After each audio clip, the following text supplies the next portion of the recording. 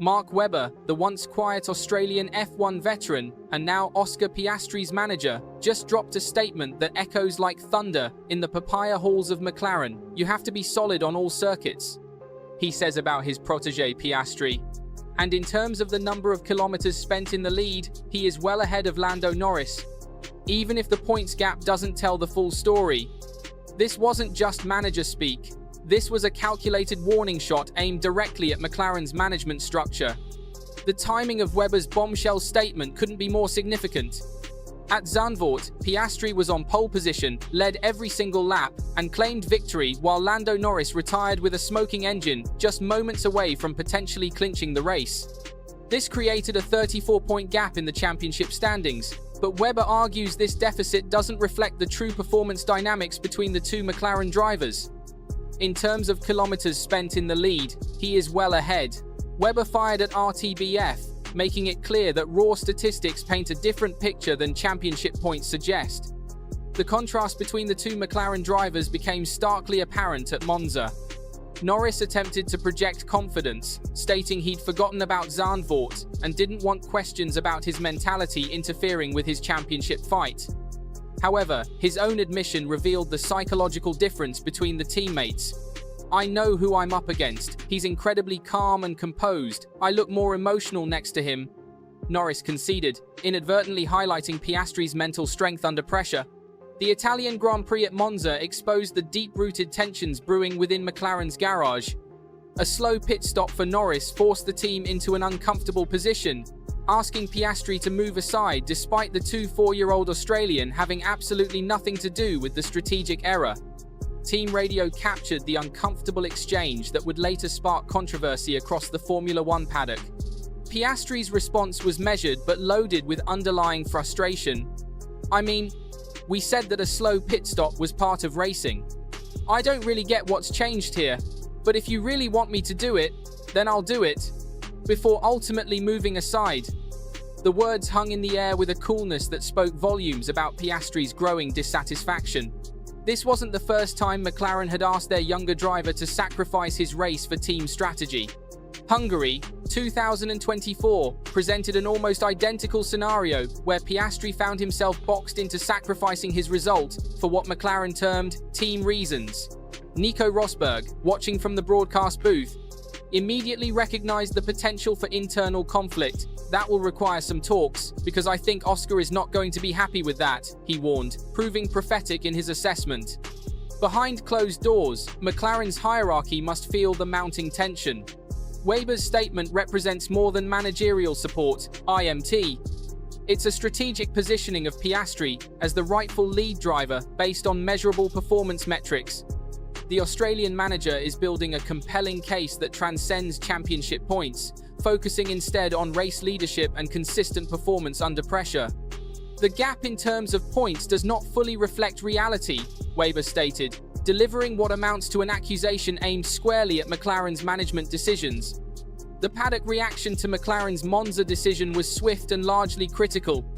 Max Verstappen, the reigning world champion, couldn't hide his disbelief when informed about McLaren's team order. "Ha! Just because he had a slow stop," Verstappen responded, his tone conveying the sheer absurdity he perceived in McLaren's strategic choice. When the sport's most successful current driver questions your team's decision-making, it suggests a fundamental problem with the reasoning behind such calls. Jamie Chadwick, speaking from the Sky Sports desk, delivered a particularly damning assessment of McLaren's handling of the situation. "McLaren put themselves in these awkward positions," she observed, highlighting how the team's own strategic errors were creating unnecessary internal friction.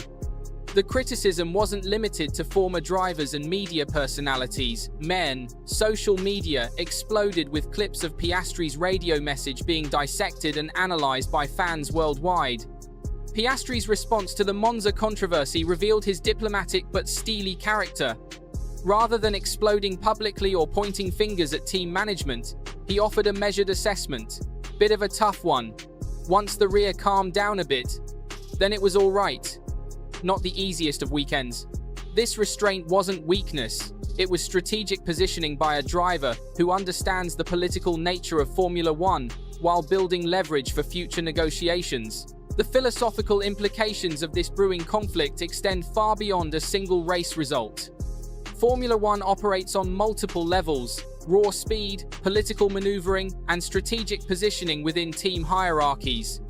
Webber's public statements serve multiple purposes. They increase Piastri's market value across the paddock, position him as a mature leader, capable of handling pressure, and send a clear message to McLaren about the consequences of continued favoritism toward Norris. Piastri's market value continues to skyrocket as other team principals observe his performances. At just 24 years old, he represents everything modern. Formula One teams seek consistency, composure under pressure, proven race-winning ability, and the potential for long-term championship contention. Red Bull would undoubtedly consider him as a potential successor to Verstappen, Mercedes might view him as Hamilton's eventual replacement, and Ferrari could see him as the perfect partner for Charles Leclerc. The contrast between Piastri and Norris extends beyond mere driving style into fundamental approaches to competition and media management. Piastri embodies calculated composure, allowing his on-track performance to speak for itself while maintaining diplomatic relations with team management. Norris brings media appeal and emotional transparency, qualities that resonate with fans and sponsors but may not translate to consistent championship-level performance under pressure. McLaren faces a critical decision point that will define their future trajectory. If they continue treating Piastri as a supporting player to Norris, they risk losing a generational talent to a rival team. Webber's statements weren't subtle hints, they were clear warnings about the consequences of mismanaging driver relationships. The historical precedent exists across Formula One of teams losing exceptional drivers due to political miscalculations and favoritism. The timing of this controversy coincides with McLaren's strongest championship position in years. If they secure the Constructors' Championship, the focus will inevitably shift to individual driver performance and long-term planning.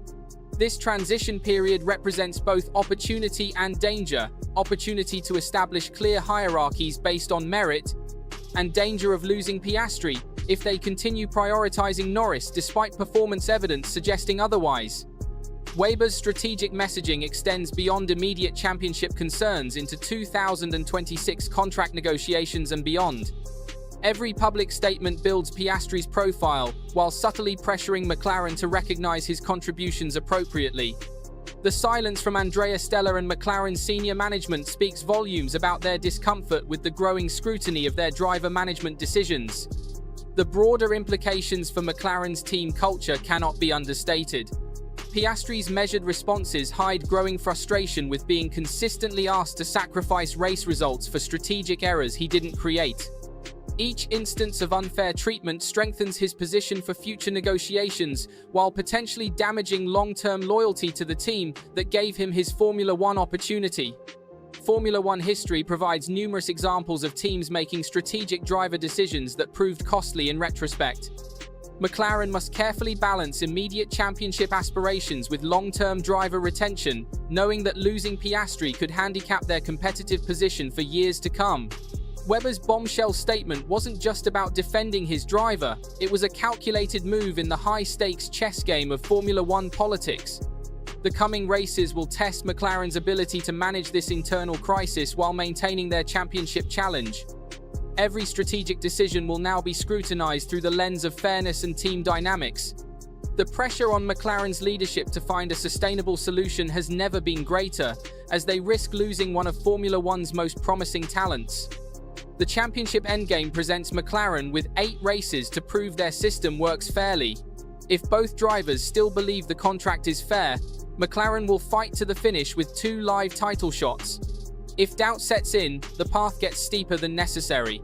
The solution requires more than corporate speak and procedural reviews.